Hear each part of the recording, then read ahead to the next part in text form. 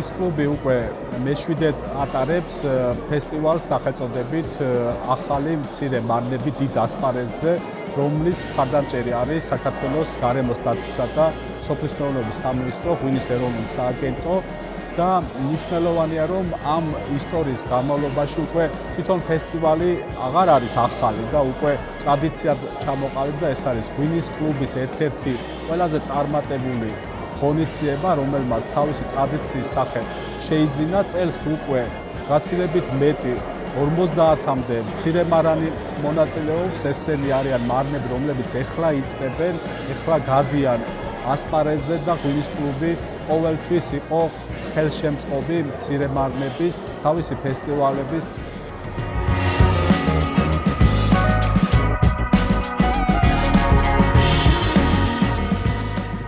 მე ვარ როჭოს ვენახების მეღვინე და მე ვენახე და დღეს წარმოდგენილი გვაქვს ჩვენი ღვინოები ისევე როგორც დანარჩენ მეღვინეებს, რომლებისთვისაც ძალიან მნიშვნელოვანია აქ ყოფნა, იმიტომ რომ მათი მომხმარებელი, ღვინის მოყვარული, ყველა ადამიანი, ვისაც თუ რაიმე საინტერესოს გასინჯვა უნდა მოვიდეს აქ.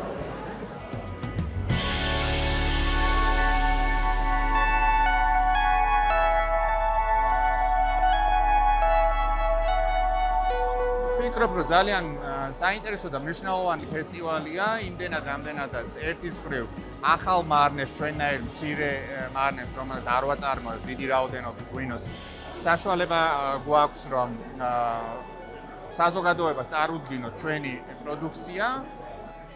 მეორე მხრივ საინტერესო ასევე ახალი მარნების გაცნობა და იმის ნახვა თუ თქვათ როგორი ტიპის ღვინოებს აწარმოებენ ჩვენნაირი მარნები. საინტერესო არის ამ ადამიანების აზრის მოსმენა, ერთმანეთს გაცვლა აზრების, გასინჯვა ერთმანეთის ღვინოების.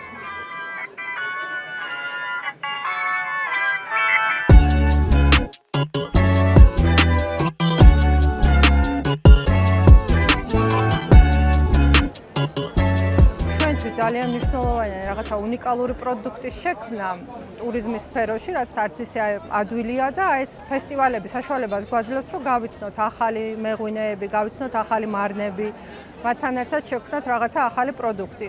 და მათთვისაც თვითონ მარნებისთვის ჩემი აზრით მნიშვნელოვანია ეს შესაძლებლობა, რომ გაიცნონ ტურისტული სექტორი, ტურისტული კომპანიები, უფრო მეტი ადამიანი მიიზიდონ.